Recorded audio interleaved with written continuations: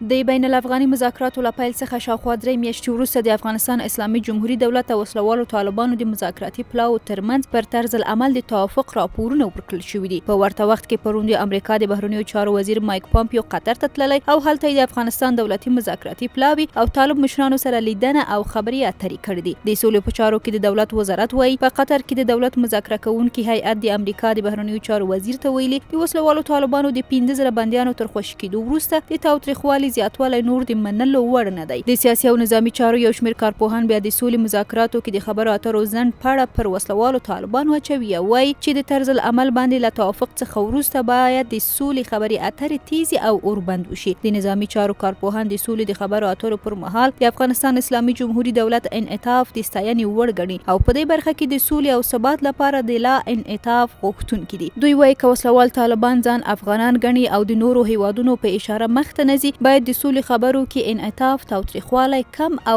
اوربند وکړي. د پښتنو ته د پاکستان یوه خبره وګوره، یوه څه وایي، سبا ته وایي، بل ته پاتې دا ټول هغه تاثیرات دي. لږ چې نرمښت وکړي وخت د پاکستان راغواړي ورسره غږېږي. نو خبره اصلي دا ده چې هغه وخت چې موږ دغه احساس پیدا کړو، مخالفین جوړې کړو، دا احساس پیدا کړو چې نه پاکستان د موږ څه ګټه ده، نه امریکا د موږ څه ګټه ده. هر څه خپل اهداف لري، راځي موږ خپل وطن خپل په ګټه. د سیاسي چارو یو شمېر کارپوهان بیا د سولې خبرو د درېدلې لړۍ پیل او پر طرز العمل موافقه د افغانانو لپاره یو ښه زیری ګڼي او په دې برخه کې له دواړو خواو غواړي چې د اوربند د ټینګښت لپاره زمینه مساعده کړي. د دوی په وینا قطر ته د امریکا د بهرنیو چارو وزیر مایک پامپیو تګ هم په مناسب وخت کې ښه سفر ګڼي او د سولې د خبرو پرمختګ لپاره په ښه شګون نیسي. د افغانستان اسلامي جمهوریت دولت مذاکراتي پلاوي او د طالبانو مذاکراتي پلاوي ترمنځ د مذاکراتو په طرز العمل باندې هوکړه شوې ده چې دا ګام ټول افغان ملت دپاره یو ښه زیری دی.